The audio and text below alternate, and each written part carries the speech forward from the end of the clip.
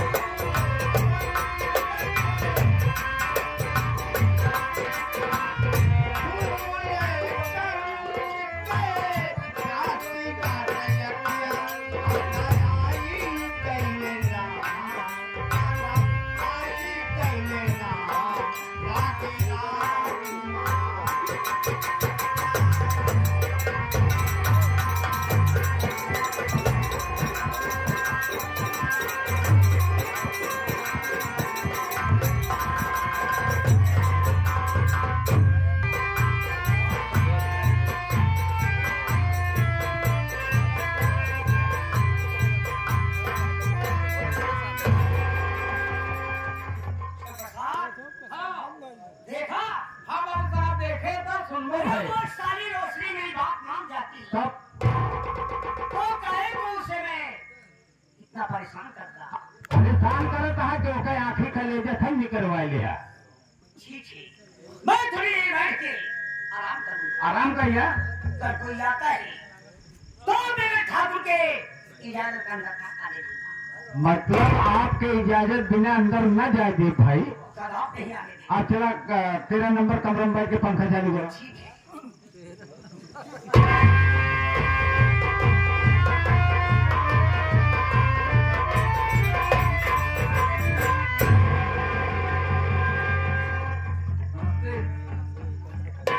भैया बाबू साहेब है उनसे बोल रहे तुझे कुलपति मिले चाहता है। आप यही खा लो।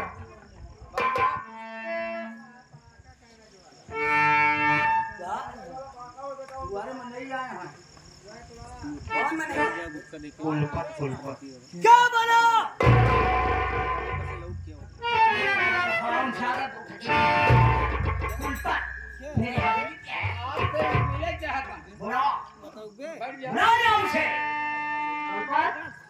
आवाज जरा बाबू को बुलाओ।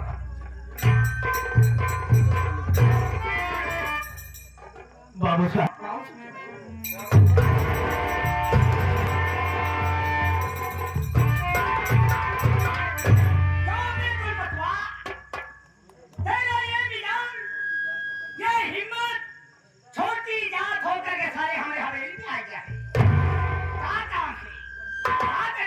मैं आपसे कुछ कहना चाहता हूँ। बैठ जाइए। और क्या कहना चाहता है?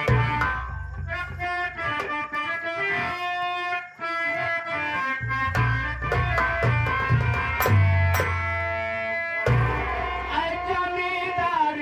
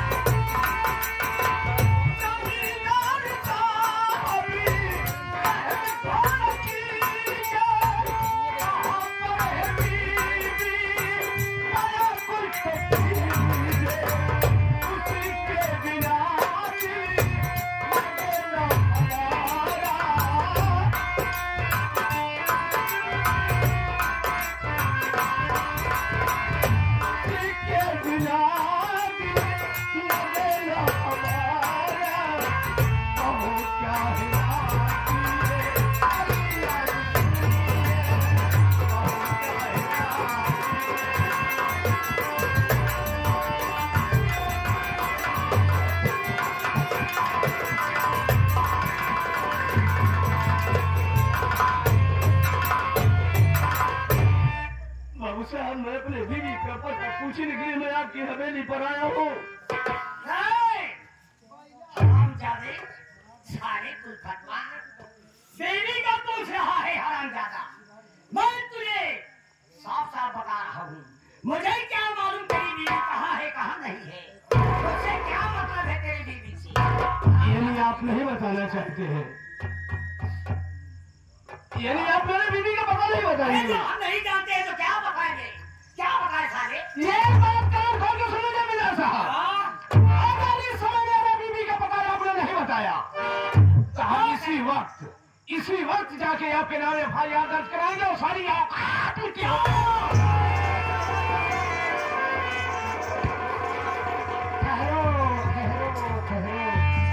स्वामी ये बात बताइए, कौन आदमी है जो आपके नाम थाने FIR करने जा रहा है? अरे घबराए। कहिए स्वामी जी। ये कुलपतवा है साला। क्या कह रहे हो? बिरजुआ का भतीजा कुलपतिया है? क्या करने आया है यहाँ पर? ये हरामजादा अपनी बीवी का पता पूछ रहा है। ओहो, अपनी बीवी का पता पूछने आया है। तो क्या बताया आपने? वो बोला मैं तेरी बीवी को नहीं जानता हूँ। अच्छा किया स्वामी जी। उसके बाद ये साला हमें धमकी दे रहा हरामजादा।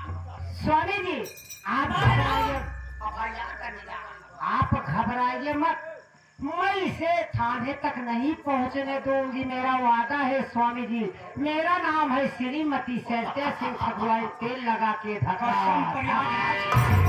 मैं समझ रहा था ठकुराई कि तुम दिमागदार हो, आओगी तो कोई में कोई रास्ता ढूंढोगी। स्वामी जी आप चलिए, आराम करिए, मैं इसे थाने तक नहीं पहुंचने दूंगी, ये मेरा वादा है। मैं चल रहा हूँ। ठीक है स्वामी जी, आप चलिए, थाने तक नहीं पहुंच पाएगा, मेरा वादा है, मैं कह रही हूँ। बड़ी अच्छी बात है। मैं चलता हूँ।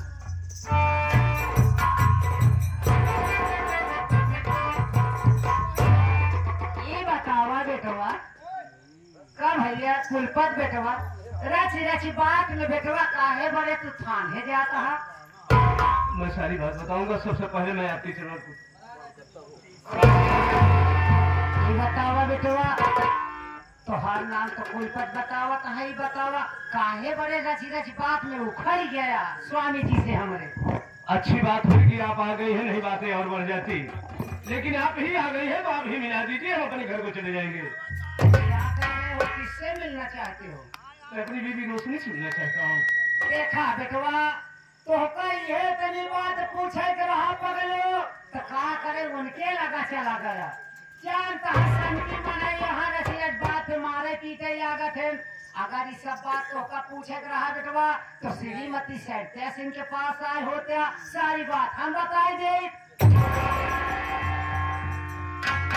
मालिक राजकुमार उर्फ रज्जू भैया के कहे पगलान है, ज्यादा उर्फ कहते। देखा बेटवा, छाने उन्हें दिन जा तोहरे दुल्हनी खाल हम बता दे। हम जानते ही गर्मी का महीना बा, बरसातों का महीना खूब चलता है बेटवा। चेहरा मशीन गिरक परत चलावत है, पियासा हो गया, चला जा हवेली के बाहर बेटवा, हैंडपंप नल गड़ा बा, तनी अपन हाथ पैर धो लेते, इत्मीनान से हो जाता, तो तोहरे दुल्हनी खाल बता दे। तब ले बेटवा एक गिलास हम तोहरे बड़े शरबत बना दी, वह पी लेते ना, तो तोहरे दुल्हनी खाल तुरंत बता दे। आपका प्रेम, आपका व्यवहार इतना अच्छा है, इतना अच्छा है कि हद से ज्यादा। लेकिन ऐसा है, बहुत जल्द कीजिएगा। तो ठीक है बेटवा, तू जा हाथ पैर धोवे, तब ये हम शरबत ऐसी पर सदवस बनवाएंगे, तैयार के ही बेटवा, जा जा। हिजरो के नाती इनके बाप के दाढ़ी माए है कुलपतिया नदी गाड़ू अपने बीबी का पता पूछे। हाँ, पता पूछे पूछे तो दहनतिया जाता है हमारे स्वामी जी के खिलाफ थाने FIR। हाँ, जहाँ थाना रखता है, रखते ना खदेरा थाना में ऊपर लिखा हुआ। देखा बेटवा, एक थाने तक न जाए दे। हमारा नाम बा श्रीमती सैत्या सिंह ठकुराइन, तेल लगा के धका। जैसे धोखा कही वैसे तू जा, चला जा हमारे कमरा में। हाँ, चला कमरा में। कमरा में चला जा बेटवा, जब कमरा के अंदर लिया जाएगा और मैं खियाल मारी बा कमरवा बेटवा हो, अलमारी है बेटवा। अलमारी खोल गया, हमारा देखबा भैया की छोट के गाँव खाबा मरियम गाँव खबर बनवाए बाटू। ए बेटवा छोड़ के रहा तुम कोनवा एक थी। अच्छा, ए बेटवा नहीं जानता है काव रखी ही। काव है? अबे कुलपतिया हाथ पैर धोवे नदी गाड़ा गबा। हाँ, हाँ। अब ले जाए गिलास पानी लेता हुआ बेटवा, हाँ। वही गाँव खोमना एक पुड़िया जहर वाले बेटवा, जब उहे जहर वाला आई देबा ना, हाँ। तो करे अवे के पहले बेटवा उहे जहरवा मिलाए के घोर दे, और जब आए कह दे बेटवा ये शरबत का पी ला। हाँ। जब शरबत नदी गाड़ा जब पी ले ना, हाँ। तो मनती गाड़ा ये तो मर जाए, और मरे से अगर भगवती गाड़ा बच गया, हाँ। तो दर बदरी भगवती गाड़ा पगड़ाए के टहरबे करे। जहर के पिया आदमी या तो मर जाए, या तो जिंदा रहे तो पागल हो के टहरबे करे। ऐसा मतलब जहर हम ले आई खियावा तो हाँ बेटवा, जे जहर ले आई देव है तो पाप को भागीदार हो। ये जिनका जल्दी जा नहीं कुलपतिया आइए तो हमारा सब बना बनाया खेल बिगड़ जाए। ऐसा दवा अलमरिया चाहिए कहाँ बा? अरे जाओ ही हमारे पलनिया पे बा। अच्छा सिरहनवा तरह तकियो तरह रखे ही चाबी अलग है और जल्दी खोल के लेके आओ। अलमरियम गाँव खबा हाँ गाँव खोम बा जाता है ठकुरा जल्दी लेके आओ। तू ही खरीदा।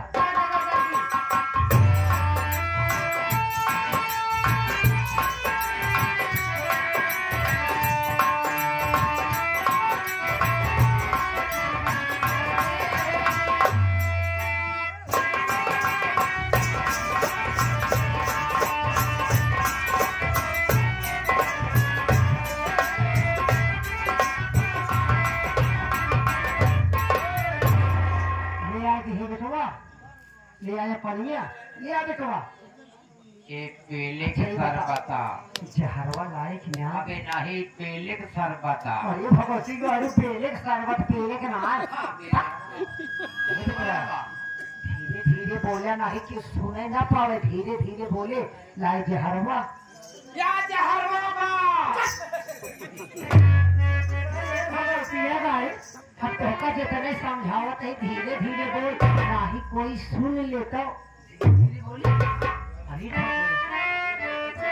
अरे धीरे धीरे बोल कोई ले सुन ना ले सुनना ले कोई सुनना ले धीरे धीरे बोल कोई अरे धीरे धीरे बोल कोई। अरे भगवती गाड़ी ते चुम्मा पप्पी ही है रे हम कहा कहीं नदी गाड़ी धीरे धीरे बोल कोई सुन न ले तू कहा कहा धीरे धीरे बोल कोई चुम्मा ले।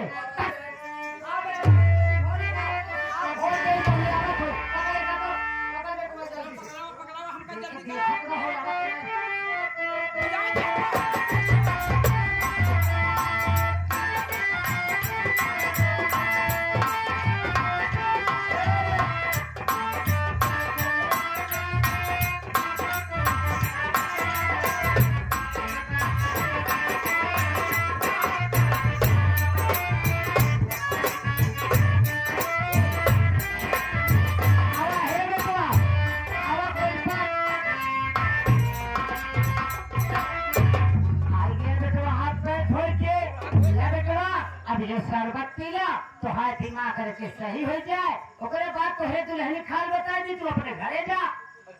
ला ला पी ले बेटवा देखा सिर से पसगवा रे भगवती गाड़ी हो कुलपतिया पिए अगर तोहका पूछबो करे ना कि अवश्य प्रसाद भैया पीलक कह दे हमारे पेट बुखार बा जुकाम बा ठीक है जी नहीं नदी गाड़ी तू पहले नहीं पूछी अभी बैठा बुलाए कि हरवा के पुड़िए मिलो वही लिखते पुड़ी कोई मत काटी जा। ठीक है पिया जी हम ना पिए। शिव प्रसाद मेरे भाई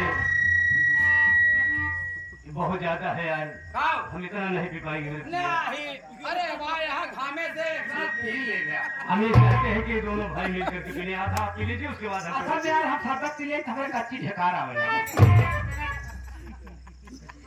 यार शरबत पीने के बाद ठकुरान के लगे पहुंच के पी ली। नहीं पीना चाहते चलो कोई बात नहीं।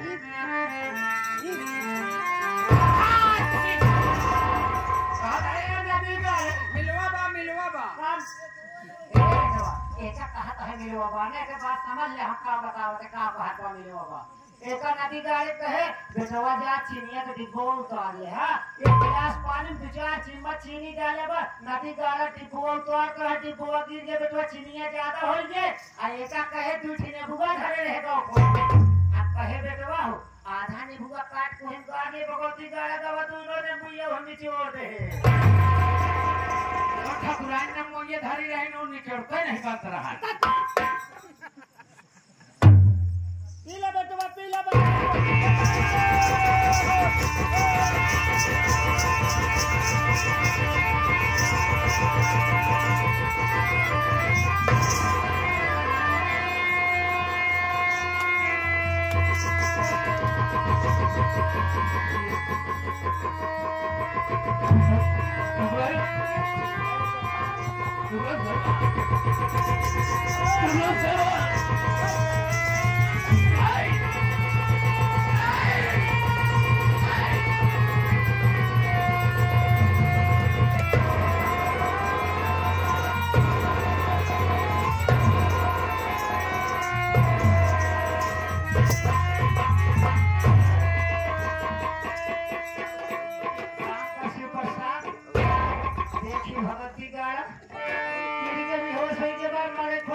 पहले के कपड़ा उतार ले एक आदमी नाले कपड़ा उतार ले मरे खो तो मर जाए अगर मर जाए ना तो कल ये नालम ढकेल दे अगर जीवित रहे भगवती गड़ा पागल है तो हवेली से बाहर दे एक कपड़ा उतार ले जल्दी का काम दे बेटवा हो हां ठंडी आ गई तो पहिया चपा के तू ही जूता उतार ले पहले चटिया उतार पहले भगवती का पहले सल्टिया उतार पहले जूता उतार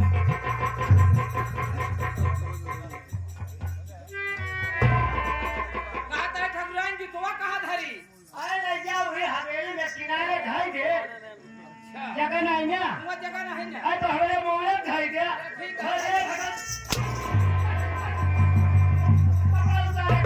एक एक कपड़ा उतार जल्दी भगवती वाले खड़े हो जाओ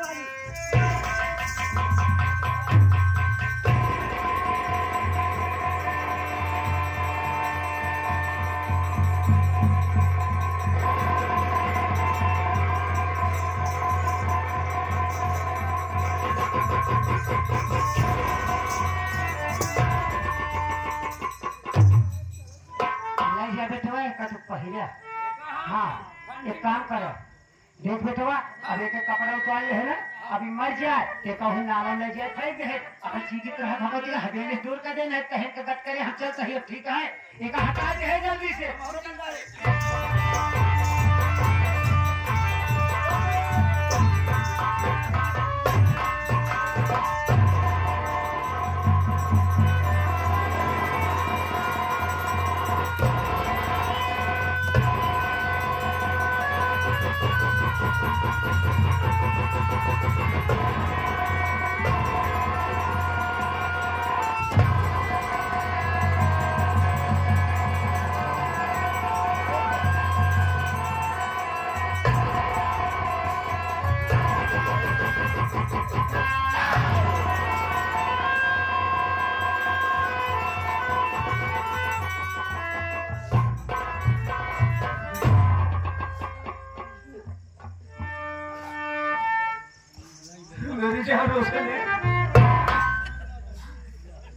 मेरी जान तुम कहाँ चली गई थी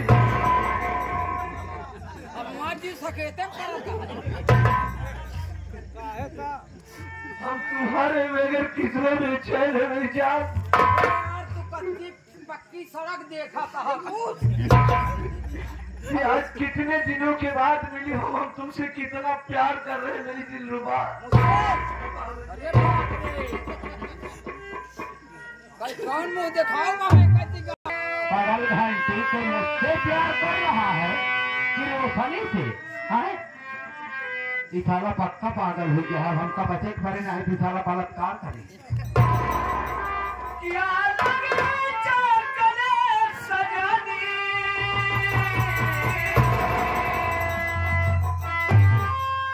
भैया क्या मुस्कान है ये बोला ना साथ जान रोशनी है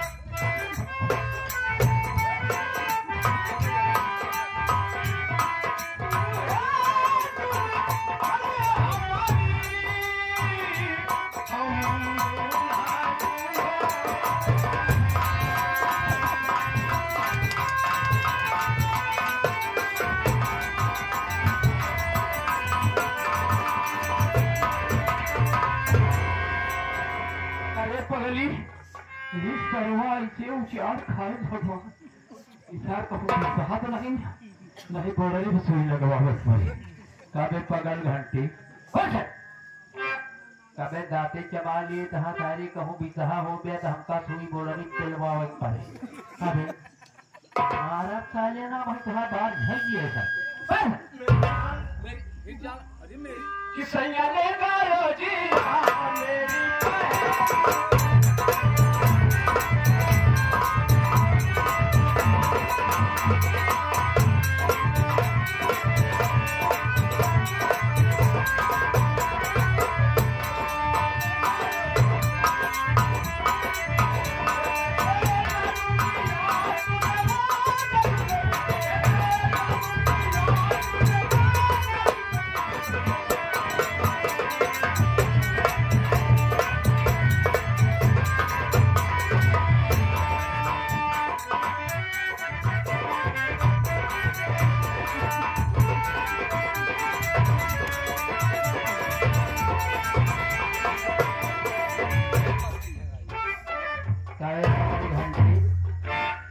मेरी क्या करता है बे? अब तो प्यार न करबो। प्यार? अबे प्यार कहा दिन को का प्यार कहा? हम तो से आज नम करी थी। हमसे? बे साले का करबे ते हमारे साथ? मनबू की ना है? का मान? हमसे प्यार करेंगे। साले बहुत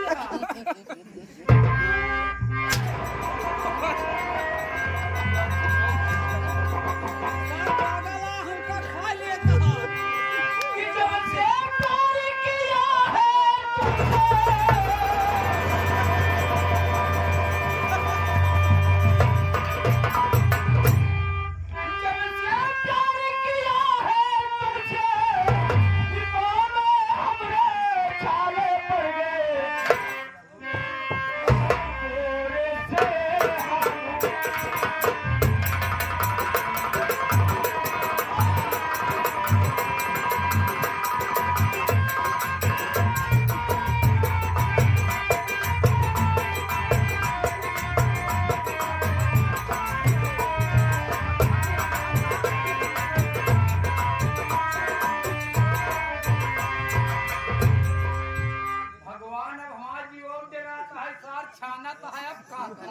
अरे राम हो कहाँ गया भैया राजकुमार बगला से छाना कहा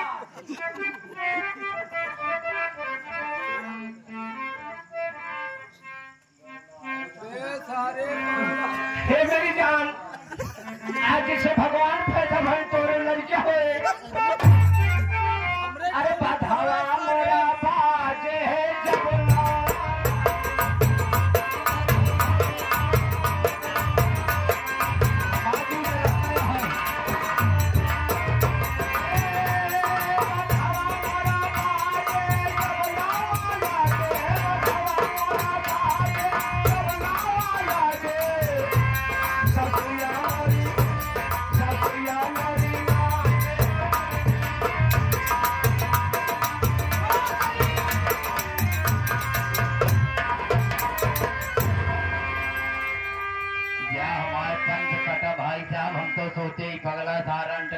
करे हमारे साथ है बच गए हमारी इज्जत बची भगवान भोलेनाथ कन्हैया जी जना हमारी इज्जत बचा लिया अरे सड़किया सरकारी आहिर